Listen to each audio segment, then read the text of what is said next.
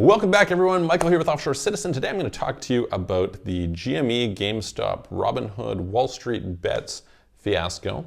I was, somewhat hoping not to do a video on this because it's trendy and I hate trends. But that being said, there's something to be said about discussing it, and I had some clients asking me to put something together on it. So you've probably already seen a bunch of it. If you haven't, I'm going to explain the situation to you. I'm going to talk about what happened. I'm going to talk about how this changes or emphasizes a change that is taking place in the world of investing and how you can make a lot of money out of that. And yeah, we're going to dive in accordingly.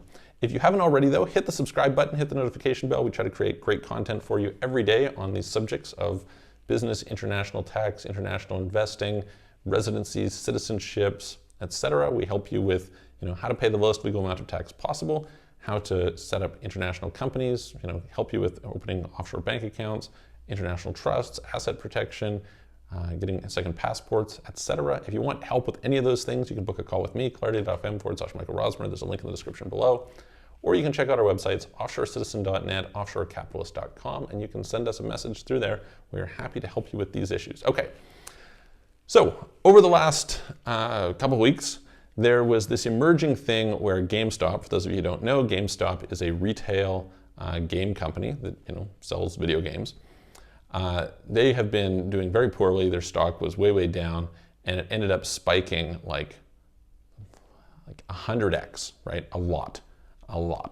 And you can kind of look at what happened here. It became this huge media sensation because Robinhood investors were jumping into it. If you don't know, Robinhood is an app that is used for investing, has brought a lot of retail investors, especially from the US, in by offering zero fees. And one of the big things, controversies about it was there were hedge funds on the other side that were shorting the stock, and supposedly they lost a lot of money, and so on and so forth. So I'm going to quickly explain kind of the scenario, and then I think what it indicates in the world, which I think is much more important to all this, okay? So at the base level, there was a stock. People were shorting the stock. In fact, hedge funds were primarily shorting the stock. For those of you who don't know, what happens when you short, you're betting it will go down. The way that you bet it will go down is you buy a share and then you borrow a share from somebody and then you sell it, and you have to give them back the share, but you're hoping to buy it again at a lower price, and then you're going to make the difference. So let's say, for instance, a stock was $100. You borrow the stock from somebody, you're going to pay them a small amount of interest during that time. You're going to sell it. Now you have $100, right? Then the price of the stock you're hoping is going to go down. Let's say it goes down to $50. You buy it back at $50. You give it back to them, and you pocketed the $50 difference minus the carrying cost. Okay, that's how shorting works.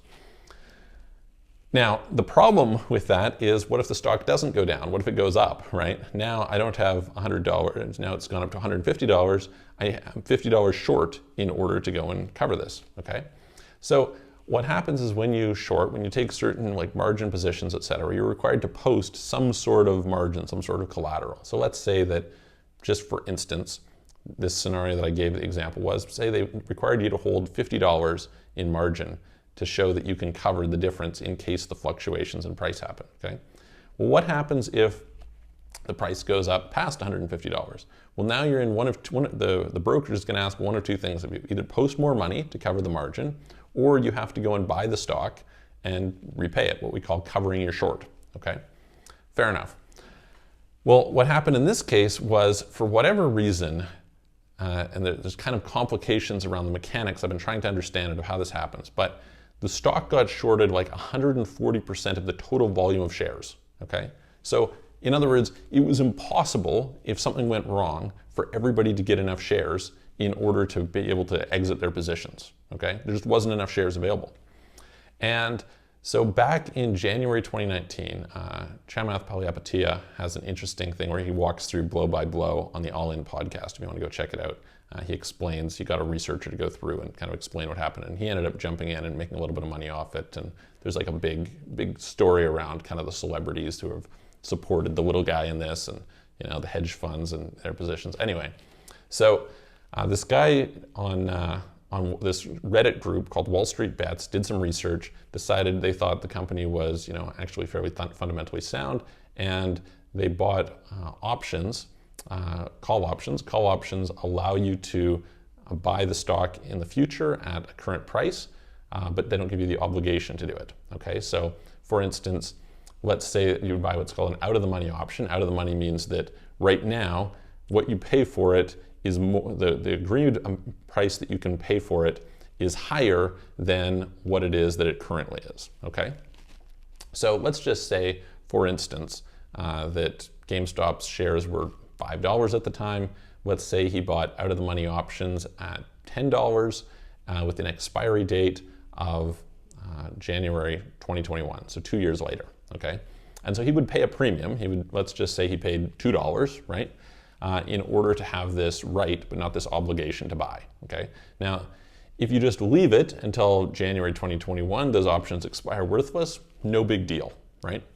If, on the other hand, you end up in a situation where they become, the stock price goes up to over the $10, right?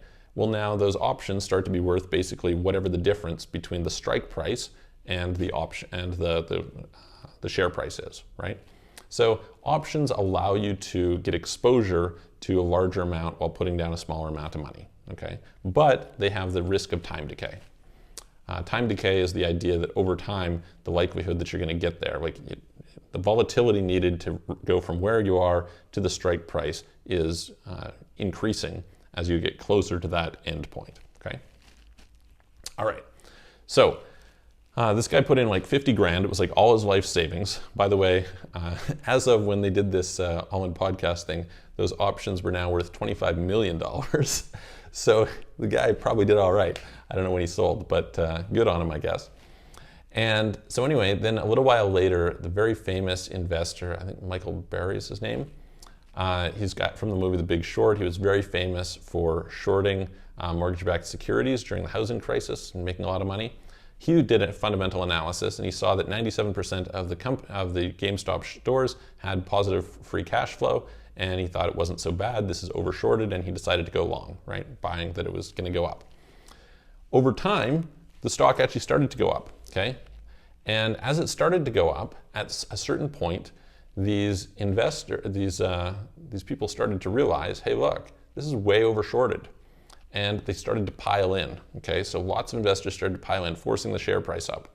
Now, all the people who had shorted are now in a tough situation because they now have, increasingly, they're losing money, right? And they either need to cover their shorts or they need to provide more capital to cover that difference.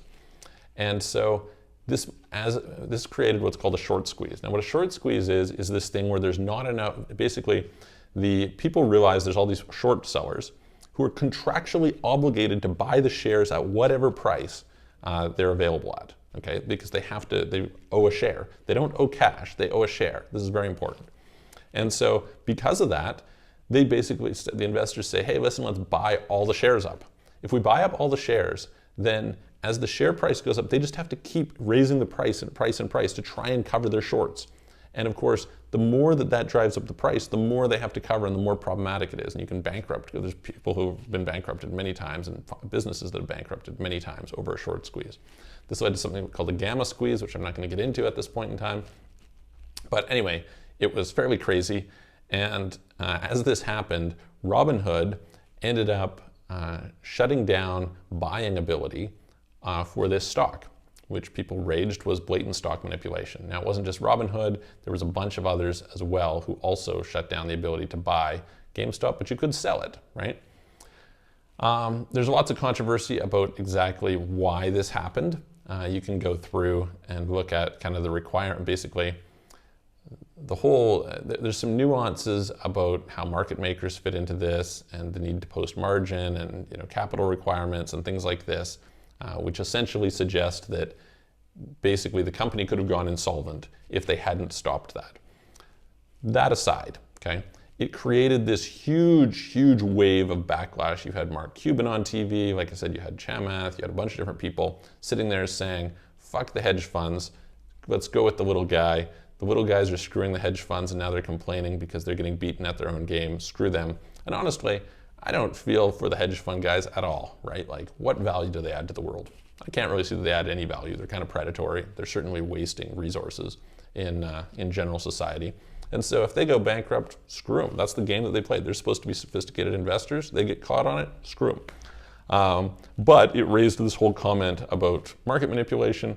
What then happened was on the Reddit forum. They went and organized to have people negatively review. So there's like 2.7 million people in this group on Reddit called Wall Street Bets. And they started negatively reviewing the Robinhood app on the Google Play Store and Apple App Store, giving it, and drove it in like an hour, 200,000 or something negative reviews, drove it down to a 1-star rating.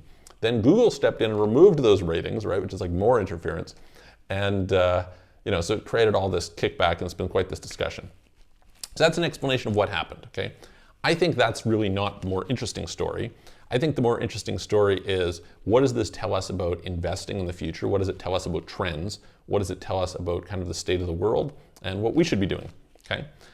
So in general, I have been purporting a thesis over the last little while that the greatest challenges in our world today are dealing with the effects of complexity and scale. A lot of the systems that work at small scale don't work at large scale, and ballooning complexity just makes it very, very difficult to deal with issues.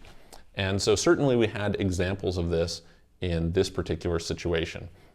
Positions that would have been fine if you didn't have millions of people jumping on them and having these scalar effects, suddenly were a problem. The complexity of the system meant that these companies could overshort the available supply of shares. Not good, right?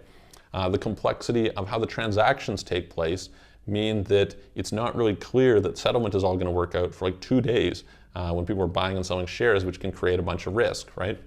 Lots of different pieces in here to deal with. That being said, I think it's very, very interesting to note. My first impression when I first started to hear, because I'm in an investment group, and I had a friend who, very sophisticated investor, he had called GameStop as a good buy like months ago, and obviously did really well on it, so good on him. That being said, as this happened, as he went through this, this process, you look and you say, okay, well, what's the deal here? Well, the deal here is that you have like potentially a totally new wave of investing. I looked at it and I said, really, when you invest, when you trade, you're looking for indicators that something's going to go up. Well, when you can have like mass mobs that jump and drive a stock way up or drive a stock way down, that's an indicator. And the interesting thing is, in a sense, in a normal case, that could be considered market manipulation. But because you've got 2 million people who are kind of, in theory, independent actors who just happen to be utilizing this coordination mechanism, which is Reddit, that all of a sudden disrupts that. You can't really go after them for market manipulation, but at the same time, it has the effects of market manipulation, right? And so now, then it led to kind of counter manipulation on the other side. That's a whole complicated thing.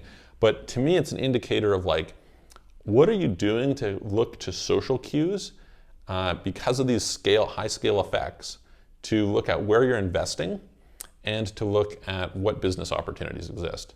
Because things can go so quickly today from 0 to really high that it really upsets a lot of the traditional rules. When I first got into investing and started to think about it seriously, I was really big on studying Warren Buffett and value investing and things like this. But what I would notice was I was missing out on a lot of these opportunities. I didn't understand kind of that disconnect. And this is a part of that disconnect, is that things have changed. So if you're looking for, hey, what are the best opportunities? What are the best investments? Pay attention to these social signals. Connect with these groups where you can have these viral effects which can drive something up, regardless of value, very, very quickly, and produce a tremendous amount of wealth really, really quickly. That's one side of it.